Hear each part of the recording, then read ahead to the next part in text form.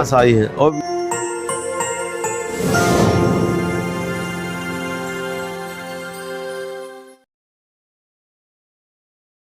नमस्कार दोस्तों, मैं कुलदीप सिंह आपका स्वागत करता हूं।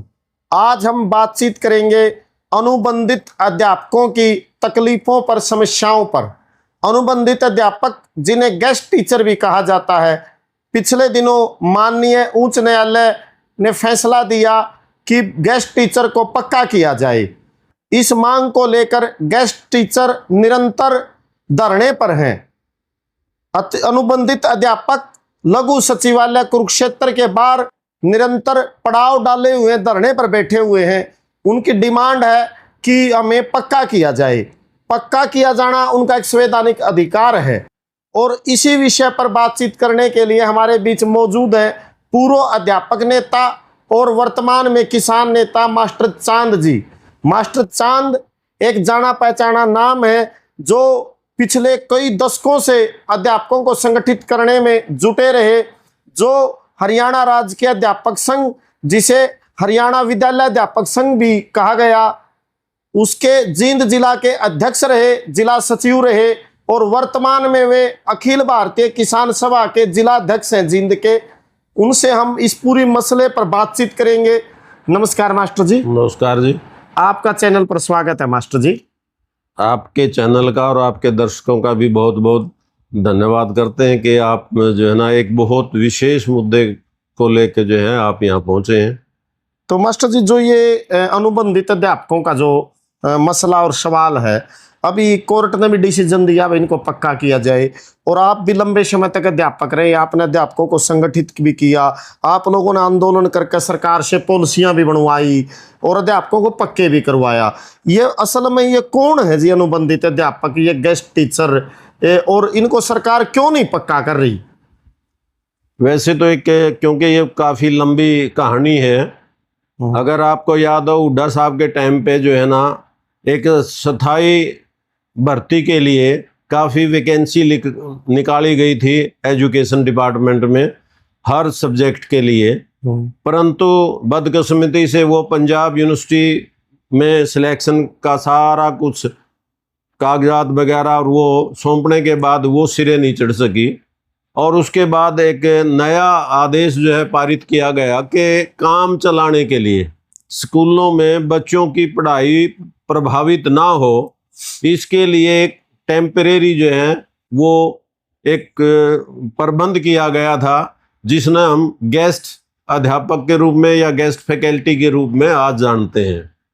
असल में वास्तव में शुरुआती दौर में जो ये योजना लेके आई सरकार, उसमें पहली जो थी, जिसने आप यूँ कैस कहा, एक तरफ वो सही भी हो सकता है और कुछों के लिए सही भी नहीं था, क्योंकि उसमें एक प्रावधान था, अगर आप आउटर हो, उस गांव से बाहर के हो, चाहे आप पीएचडी क्यों ना हो, आपके नंबर कितने ही क्यों ना हो, अगर उसी गांव का उसी पोस्ट पे 3rd डिवीज़न का भी बच्चा बैठा है, क्योंकि वैसे लेक्चरर तो 50% से कम लगते नहीं, लेकिन मास्टर कैडर के लिए ऐसी कोई शर्त नहीं थी, जेबीटी के लिए ऐसी कोई शर्त नहीं थी, सब्जेक्ट वाइज था, जो उनके लिए इस तरह की कोई शर्त नहीं थी।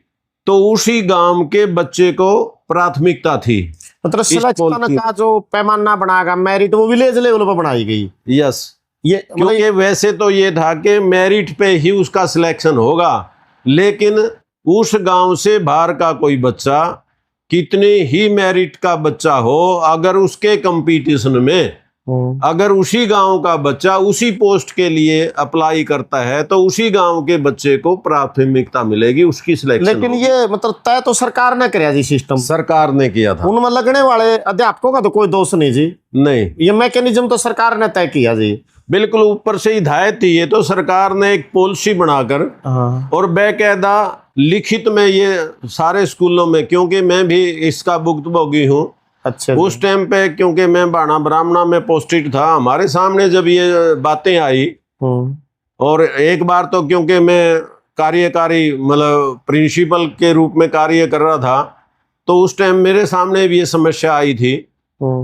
तो उस समय एक तो ये होगी गांव का, दूसरा ये था कि लगेंगे मेरिट के आधार पर, और सभी के लिए बाकायदा पहली वो सूचना जो है ना श्याम पट के ऊपर लिखनी पड़ती थी प्रिंसिपल को कि किस किस विषय में कितनी वैकेंसियां हैं, क्योंकि सरकार के विभाग की तरफ से होती है सैंक्शनड पोस्ट। जितनी सेक्शन पोस्ट है, मान लीजिए उसमें से कोई एक नहीं है, 2 पोस्ट सैंक्शनड है, एक नहीं तो एक पोस्ट के लिए आप लिखोगे फलां सब्जेक्ट के लिए एक वैकेंसी यहाँ वेकेंट है, और 1 हफ्ते के अंदर अंदर उसको डेट बाउंड था कि इतने दिन के अंदर वो भी जो अभ्यर्थी थे, जो एप्लीकेंट थे, वो प्रिंसिपल के यहाँ अपने दस्तावेज जमा करवाएंगे, और एक ड्यू डेट के बाद उस तारीख के बाद स्कूल की एक कमेटी बना दी जाती थी, और स्कूल की कमेटी उनके सारे दस्तावेजों की जांच करती थी, और जांच करने के बाद जो है ना, जो मेरिट में होता था उन बच्चों के सारे, जो बोर्ड की मेरिट थी, बोर्ड की मेरिट को ही वहाँ मतलब प्राथमिकता थी, बाकी अन्य किसी तरह के कोई नंबर वहाँ नहीं थे। तो इस प्रकार से वो जो स्कूल की कमेटी प्रिंसिपल नियुक्त करता था, जिसमें वो स्वयं भी था शामिल, वो मेरिट के आधार पर उनके बच्चों की सिलेक्शन करता था। एक थोड़ा मैं मास्टर जी यूं समझना चाहूँ था, क्या कोई नीतिगत लेवल पे ऐसी हुई थी कि जैसे गेस्ट टीचर का आपने बताया, और जब भी अगर आप हरियाणा के स्कूलों में अध्यापकों की रिक्रूटमेंट का इतिहास देखें तो उससे पहले ये बताते थे गुरुजन कि पहले भाई हम 89 डेज पर लाए, जैसे आप भी उनमें से हो सकते हो, फिर 6 मंथ पर लगाया करते, या एक दौर में हेडमास्टर को पावर थी। क्या कोई ये जो पक्की भर्ती, क्योंकि अध्यापक का काम तो पक्का काम है, क्या ये जो जैसे एक बोर्ड के तहत भर्ती होने की प्रक्रिया, ये जो कच्चे लगाने की जो प्रक्रिया रही है ना नीतिगत स्तर पर, या क्या पुरानी है जी अध्यापकों में? ये बहुत पुराना था वैसे देखा जाए, क्योंकि मैं भी 6 मंथ के आधार पर जो है मेरी नियुक्ति हुई थी। अच्छा। लेकिन उसमें क्या था कि स्कूलों के अंदर जब भी कोई वैकेंसी होती थी, 15 दिन के बाद वहाँ के मुखिया, चाहे वो हेडमास्टर था या प्रिंसिपल था, या वो जो है ना एम्प्लॉयमेंट में जो है अपनी डिमांड भेजता था वेकेंट पोस्टों के लिए। अच्छा। और उसके बाद एम्प्लॉयमेंट एक्सचेंज से जो है वो इंटरव्यू कार्ड जो है निकाल दिए जाते थे। जैसे एक पोस्ट है, 10 आदमियों के कार्ड निकाल दिए। अच्छा। तो स्कूल का प्रिंसिपल या स्कूल का मुख्याध्यापक फिर वहाँ कमेटी बना के जो मेरिट के आधार पर उस बच्चे की सिलेक्शन होती थी। उसके पीछे ये था कि स्कूलों में जो आज की तरह नहीं था कि एक 15 दिन ही कोई पोस्ट खाली वेकेंट रहती थी। अच्छा जी। 15 दिन के बाद प्रिंसिपल को या हेडमास्टर को ये मतलब उसके अधिकार क्षेत्र में था कि वो एम्प्लॉयमेंट में अपनी मांग भेजे, और वहां से जो भी इंटरव्यू के लिए बच्चे आते थे उनका इंटरव्यू लेके वो सिलेक्शन कर लेता था। ये उसके पास पावर थी। ये उसके पावर तो थी। फिर मास्टर जी ये जो पक्के हुए ना अध्यापक, ये कैसे हुए? इसमें जैसे आपके अध्यापक संघों का क्या रोल रहा जी? जो असल में तो जैसे ये पॉलिसी अलग अलग लेवल पे थी। जैसे शुरुआती दौर में 6 मंथ बेसिस का था। 6 मंथ बेसिस का ये था कि जहां जिस स्कूल में वैकेंसी थी, अब मिडिल का तो एसडीओ के पास पावर थी। मेरा अपना जो इंटरव्यू निकला वो एसडीओ नरवाना ने लिया। वो कार्ड निकलने के बाद ये होगा, क्योंकि मैं जिन स्कूलों में वैकेंसी थी वो मिडिल स्कूल थे। अच्छा जी। और इसी तरह जहां हाई स्कूल थे वहां इंटरव्यू हेडमास्टर लेता था। अच्छा। और जिन स्थानों पर सीनियर सेकेंडरी स्कूल थे वहां इंटरव्यू प्रिंसिपल लेता था। तो तीनों साथ जो है ना पदाधिकारी वो अपनी वैकेंसी के अनुसार, अपनी डिमांड के अनुसार वैकेंसीज भेजते थे, एम्प्लॉयमेंट के थ्रू आ जाते थे और वहां से वो सिलेक्शन हो जाती थी। ना मैं कह रहा था जी, जैसे कच्चे लगते थे अध्यापक आमतौर पर, अगर हरियाणवी में समझा, और फिर आज एक पक्का अध्यापक रिटायर होता है जी। ये जो पूरी प्रक्रिया चली और गेस्ट टीचर भी वही मांग करे हमें पक्का किया जाए, जब कोर्ट के ऑर्डर हो गए, तो इन अध्यापकों को जो पक्की नौकरी मिली, अच्छे वेतनमान मिले, तो इसमें तो अध्यापक संघ की, अध्यापक संगठनों की भूमिका होगी जी।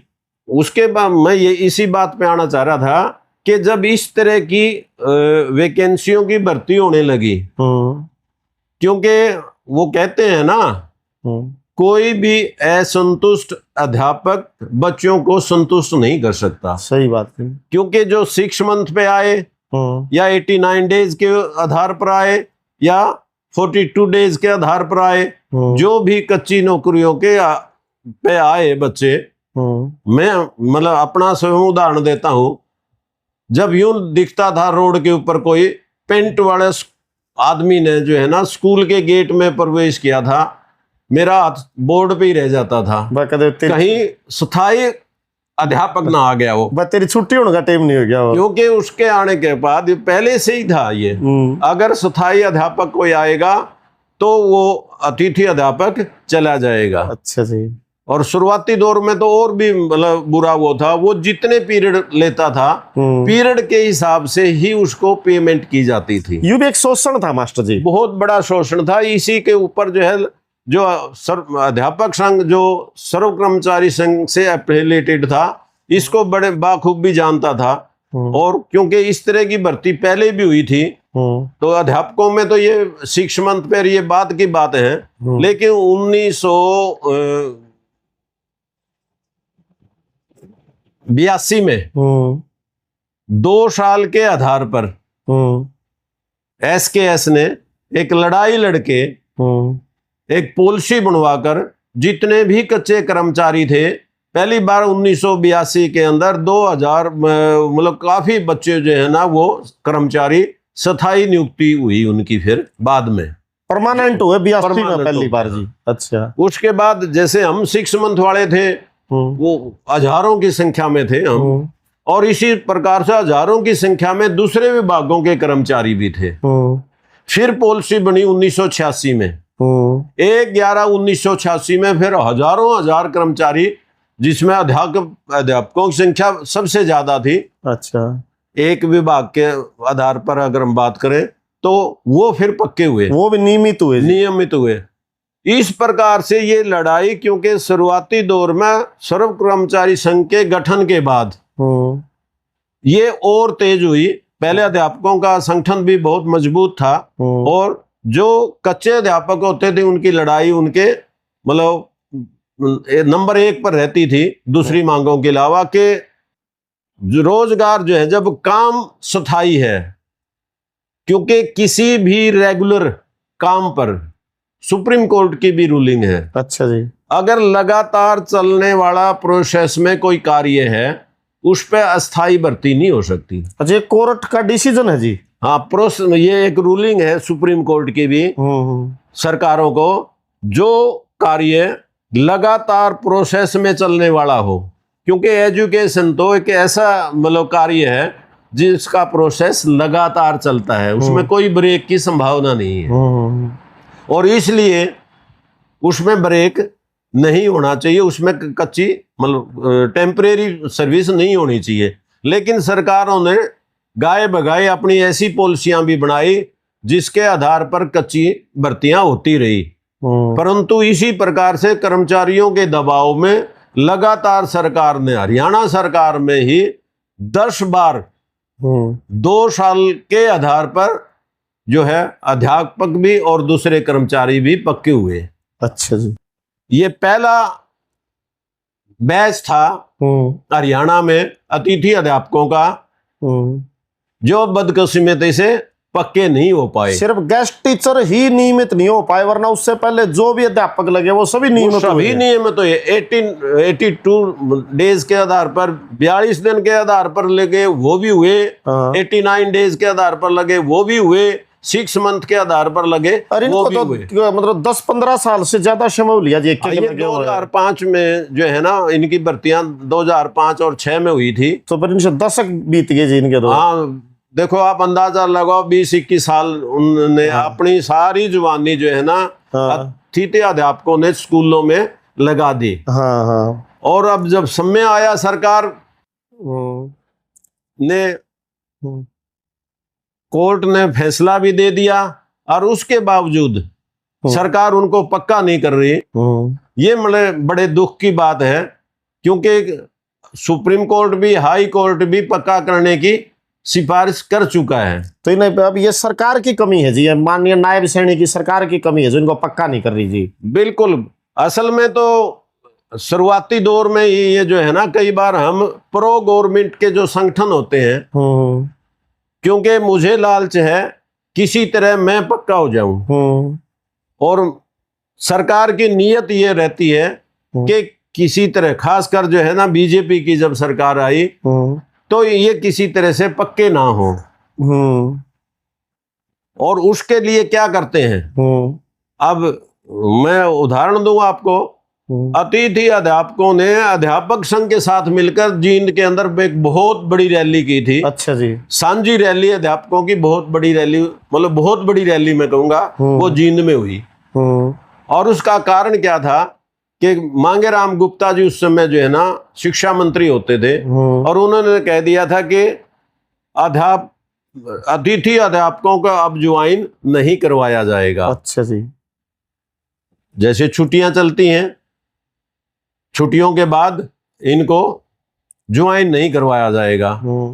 तो इसको लेके कि ये सरासर जो है गलत है, ये मतलब आदमी का शोषण और बढ़ाने वाली पॉलिसी है, और जो अतिथि अध्यापक हैं उनको हटाया ना जाए बल्कि उन्हें स्थायी रोजगार दिया जाए। इस मांग को लेकर रैली करी जी। इस मांग को लेके बे इनको हटाया ना जाए और इनको बल्कि नियमित जो है टीचर की तरह सारी सुविधाएं दी जाए, और इनको कोई पॉलिसी बना के इनको पक्का कराया जाए, जैसे पहले भी ये मांग की है अध्यापक संघ ने। अच्छा जी। जब ये रैली जींद में हुई, बहुत बड़ी कामयाब रैली थी। शिक्षा मंत्री ने जो है ना हमारे प्रतिनिधियों को बुलाया, जिसमें सत्यपाल शिवाज जैसे साथी भी उसमें शामिल थे। लेकिन अध्यापक संघ की कह लीजिए या उन साथियों की जिसके लिए ये बहुत मांग की गई थी, जिनके लिए एक मैं बात और आपको जो इसमें जोड़ना चाहूंगा कि उसी दौरान उस रैली में ये मतलब खबर आ गई, इतना दबाव था सरकार पे कि शिक्षा मंत्री को ये कहना पड़ा था कि किसी भी अतिथि अध्यापक को हटाया नहीं जाएगा। अच्छा, ये भी घोषणा करनी पड़ी थी, और रैली के दौरान ही ये खबर आ गई थी। अच्छा जी। किसी मतलब अतिथि अध्यापक को जो है कार्य मुक्त नहीं किया जाएगा। अच्छा, ये इतना प्रेशर पड़ा, इतना प्रेशर था, उसका दबाव था। लेकिन क्योंकि सरकार कभी बाज नहीं आती, सरकार किसी की भी हो, पॉलिसी इनकी जब है बनती है तो ये प्रो गवर्नमेंट भी कुछ पैदा करने की कोशिश करते हैं संगठनों में, ताकि संगठन जो है कमजोर। मतलब आपका इशारा ये है कि सरकार ने उस टाइम फूट डाली। जब मिलने गए तो एक साथी उनके प्रधान को, अतिथि अध्यापकों के प्रधान को थापी लगा दी गई कि स्थायी अध्यापकों की मांग और तुम कच्चे हो, तुम्हारी मांग तो मेल ही नहीं खाती। मतलब ये उनको बका दिया, बरगला का इस तरह का उन्होंने किया कि आप अपने स्वतंत्र लेवल पे क्यों नहीं आप अपनी मांग उठाते। अच्छा जी। क्योंकि मैं उनके पास तो नहीं था, उनके पास जैसा सुना गया भाई ऐसी तरह की उनको मिसगाइड थपकी मतलब लगाई गई। और जब आदमी के थपकी लगती है ना मंत्री की, फिर वो थपकी बड़ी खतरनाक होती है। वो मतलब अतिथि अध्यापकों का नेतृत्व और तो पटड़ी से उतर गई गाड़ी। एक महीने के अंदर ठीक 1 महीने के बाद अतिथि अध्यापकों ने अपने लेवल पे जींद के उसी ग्राउंड पे रैली करी। अच्छा, एक रैली और पैरेलल करी जी उसके 1 महीने के बाद करी, उस रैली के 1 महीने के बाद। और ये संकेत दे दिया सरकार को कि हमारी मांग अलग है और उनके साथ हमारी मांग मेल नहीं खाती, हम स्वतंत्र लेवल पर अपना संघर्ष जारी रखेंगे। अच्छा, और इस स्वतंत्र लेवल पर अपना संघर्ष जारी करने का जो परिणाम के निकला, राज रानी की शहादत।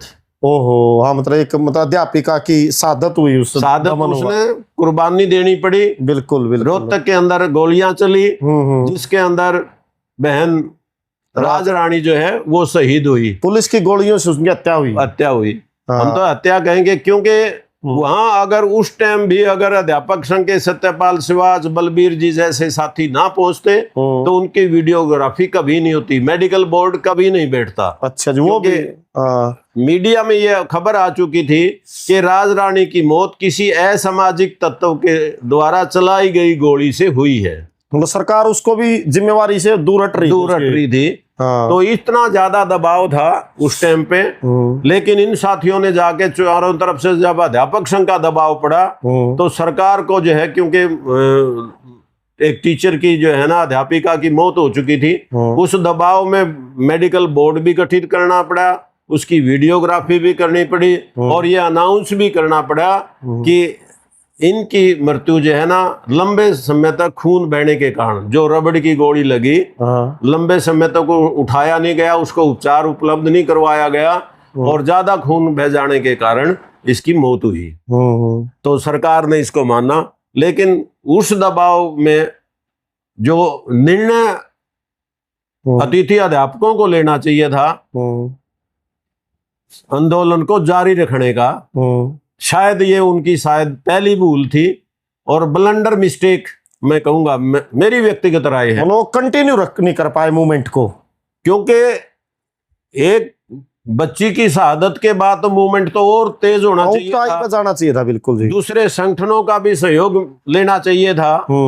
लेकिन वो सरकार के साथ जो है ना बातचीत का रास्ता अपना के उस पर लीपापोती कर दी। और उस लीपापोती ने उन्हें आज तक जो ये स्टेज रखा, इस स्टेज तक पहुंचाने में अरुण मलिक का पूरा योगदान है। और बाद में जो उनका नेतृत्व आया, शास्त्री जैसे लोग, क्योंकि करनाल की एक रैली में मैं भी मौके पे मौजूद था, एक उस समय के जो सचिव थे रिवाड़ी साइड से यादव साहब, उसने कहा जी ये सारे के सारे आरएसएस के सदस्य हैं। अच्छा, तो हम वो कई बार जो है ना, क्योंकि मैं अध्यापक संघ में काम करता था तो बड़ा गुस्से में वहां बोलना पड़ा, आप झूठ बोल रहे हैं, हम कोई आरएसएस के मेंबर नहीं है, हम अपने भाइयों की मदद के लिए आए हैं और इनको पक्का कराने की मांग को लेकर इनके समर्थन में आए हैं और किसी आरएसएस के मेंबर के कारण या किसी आरएसएस के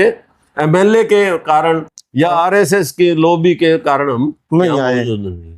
तो मतलब जो पूरी आपने बिल्कुल बेहतरीन पृष्ठभूमि बताई क्या। लेकिन मास्टर जी, जैसे कि तथ्य बताते हैं कि भारतीय जनता पार्टी ने अपने घोषणा पत्र में भी ये लिखा था कि हम अतिथि अध्यापकों को पक्का करेंगे, और माननीय रामविलास शर्मा जी जो भारतीय जनता पार्टी के बड़े लीडर हुए, हरियाणा में प्रदेशाध्यक्ष भी रहे, शिक्षा मंत्री बने, वो भी पूरी अपनी एक वकीलों की सेना लेके गए थे और उन्होंने ये आश्वासन दिलाया था भारतीय जनता पार्टी की सरकार बनाओ और हम कोई दिक्कत नहीं आने देंगे और इन सबको पक्का करेंगे।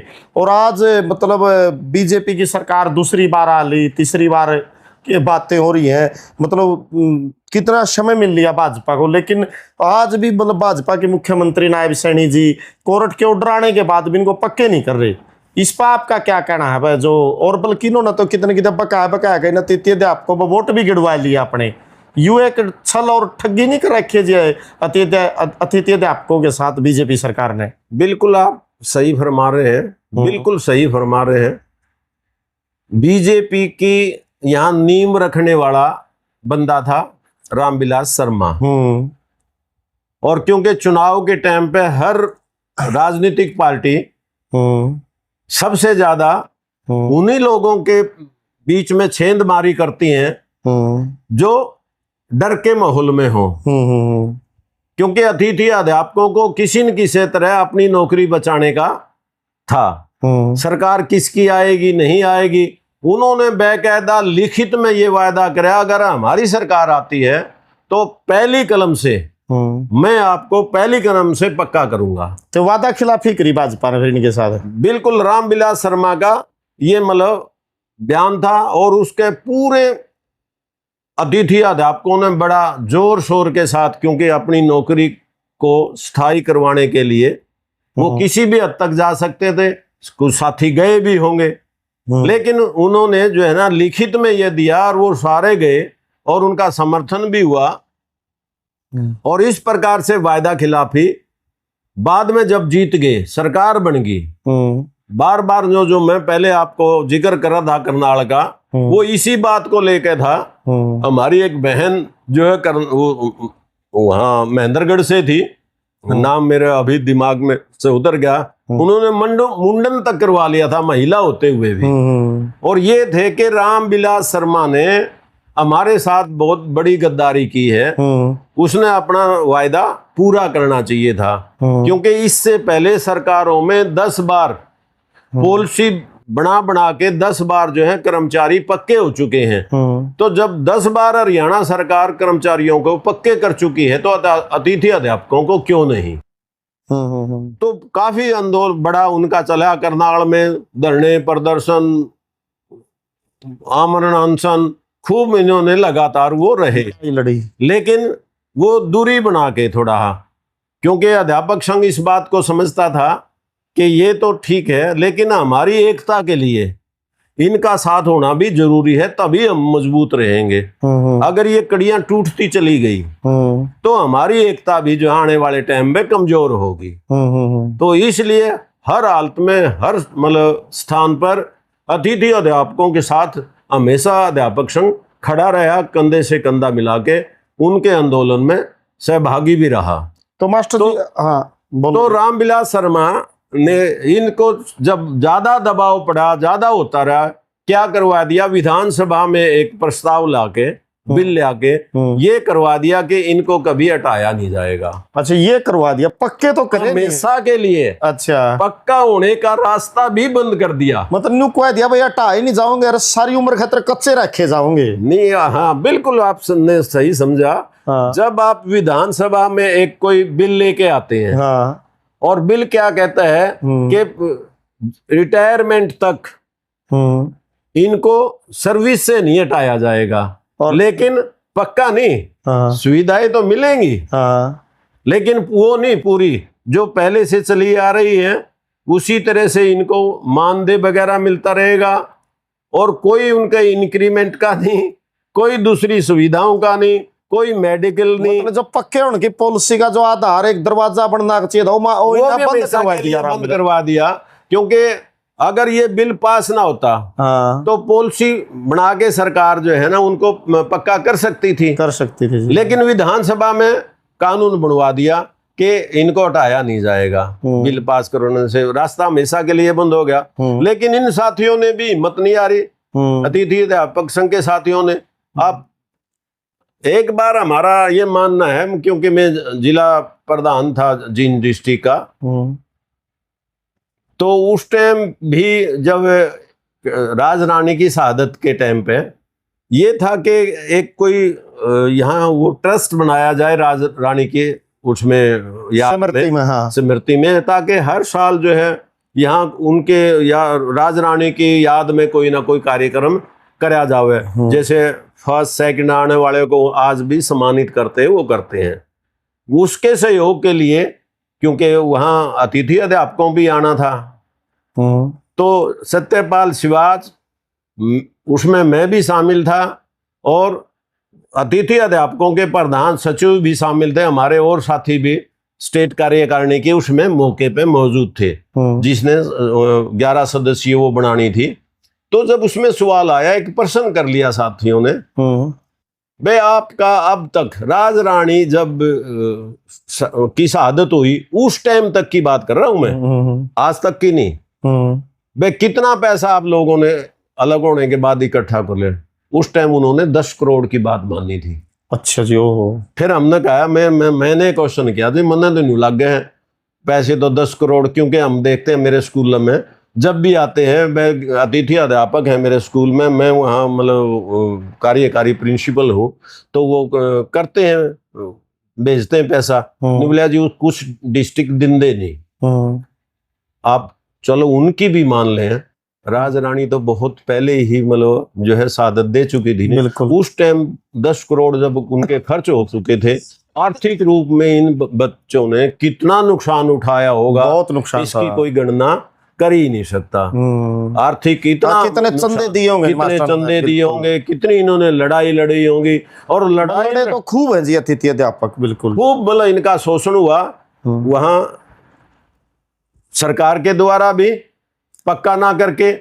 जब किसी तरह से ये कोर्ट में पहुंचे और कोर्ट ने इनकी सारी दलीलों को सुनते हुए, क्योंकि जब इन्होंने प्रूफ देने शुरू करे, सारे डॉक्यूमेंट्स दिए, पहले तो ये मानते थे कि ये फर्जी भर्ती है, ऐसा कुछ नहीं था। अच्छा जी। क्योंकि मेरे स्कूल में ही हमारा एक संस्कृत की पोस्ट थी।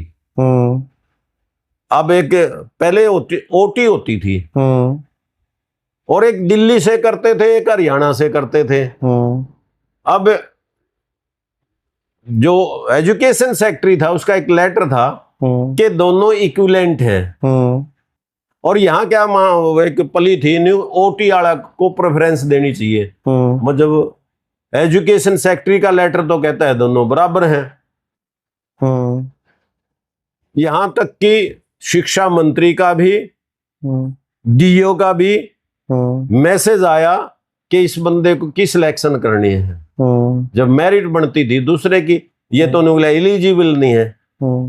हमारे पास उसने जब लेटर दे दिया, हमने उसकी सिलेक्शन करी। मेरे ऊपर काफी दबाव भी आया, लेकिन बाद में जब हमने कहा कि भाई सिलेक्शन तो कर ली इसकी, लेकिन ज्वाइन ये भी नहीं होता। वो कहे ना, तो मेरी तो एक सोपतियां फूट जो फिर पड़ोसी की दोनों फूटनी चाहिए। उसने इस बात की खुशी होगी यू भी ज्वाइन करना। कारण क्या था? क्योंकि वर्कलोड नहीं था। क्योंकि मेन बेस क्या था उसका भर्ती का?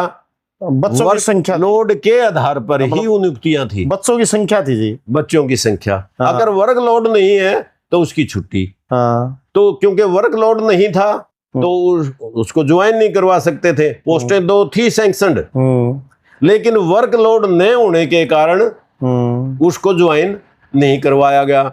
और इस बात पे वो दूसरा भी संतुष्ट हो गया, ठीक से वे दोनों बराबर हो गए। तो कहने का मतलब इन बच्चों ने कितना सहा है, बहुत कुछ। और कोर्टों के हाथ से नहीं, 2006 से ही लगातार कोर्टों के, सरकार के चक्कर काटते काटते यहाँ पहुंचे। इससे शर्म की बात न्यायालय के लिए क्या हो सकती है? मतलब सरकार के लिए, न्यायालय के कहने के बावजूद उनको पक्का नहीं कर रही, पक्का नहीं कर रही। मतलब नैतिकता तो मर चुकी है सरकार की। नैतिकता इस सरकार की, ये तो आप देखते हो गाय बगाए। बिल्कुल। जब बंगाल में 28 लाख वोटरों को यूं कैस के हैं, हाँ, इस बार वोट नहीं तो डाले कोई बात नहीं, अगली बार डाल दिए। ये तो कोर्ट ने कही, बल्कि ये कोर्ट की टिप्पणी है। मतलब ये भी तो इस कोर्ट के आदेश के बावजूद ये वही सरकार है जो सारा का सारा कोर्ट के फैसले को भी ताक पर रखती है। अच्छा, एक और मास्टर जी, आप अंतिम बातचीत की तरफ बढ़ते हैं इस मामले में। जो आप एक अध्यापक नेता रहे हो, आपने बहुत से धरने, प्रदर्शन, आंदोलनों का नेतृत्व किया, आज भी किसानों की लड़ाई बखूबी आप लड़ रहे हो।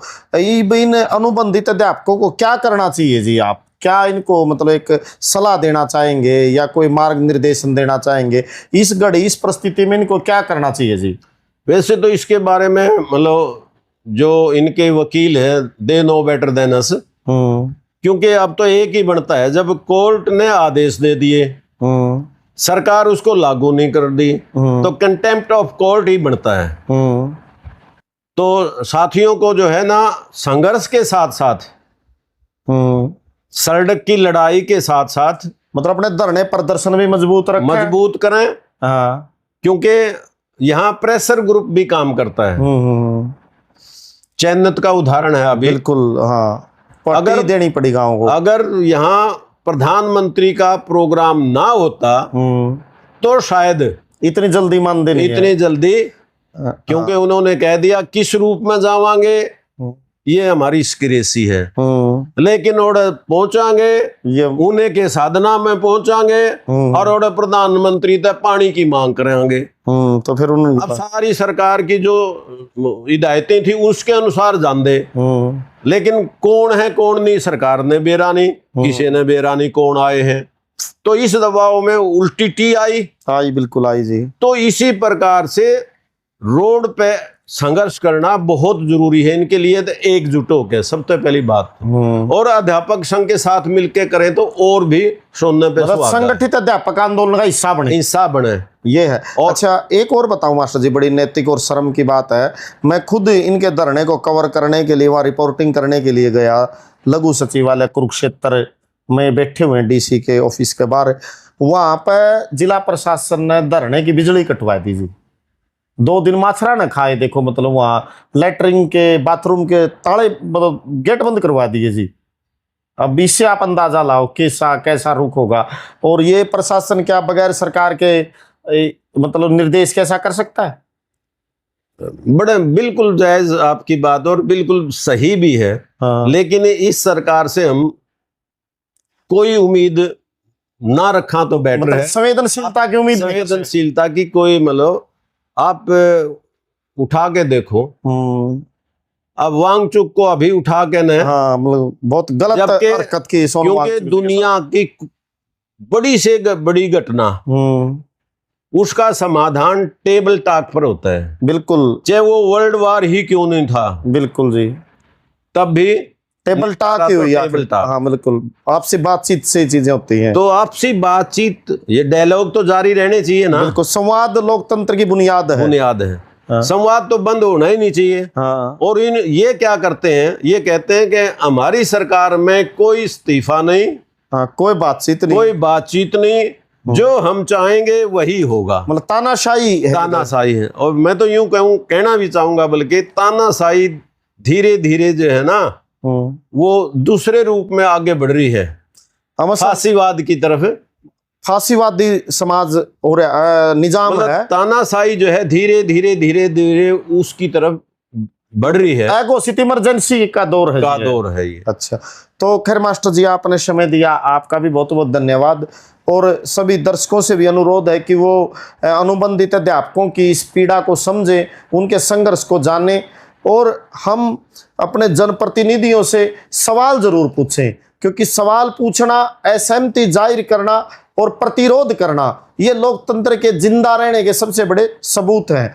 भारत के महान नेताओं में से एक समाजवादी चिंतक राम मनोहर लोहिया जी कहते थे, जिस दिन सड़कें खामोश हो जाएंगी उस दिन हमारी संसद आवारा हो जाएगी। जब तक लोग प्रतिरोध करते रहेंगे तब तक हमारा लोकतंत्र भी जिंदा रहेगा। सभी दर्शकों से अनुरोध है कि वो कमेंट सेक्शन में जाकर अपनी प्रतिक्रिया जरूर दें। आपने समय दिया मास्टर जी, आपका बहुत बहुत धन्यवाद। और मैं भी आपके दर्शकों से अपील करना चाहूँगा कि अतिथि अध्यापकों के समर्थन में जितना से ज़्यादा वो प्रेशर ग्रुप का निर्माण कर सकें, वो उनके लिए आज बहुत ज़रूरी है, क्योंकि दोनों मोर्चों पर लड़ाई लड़ने पड़ेगी, कोर्ट पे भी और सड़क पे भी। ठीक,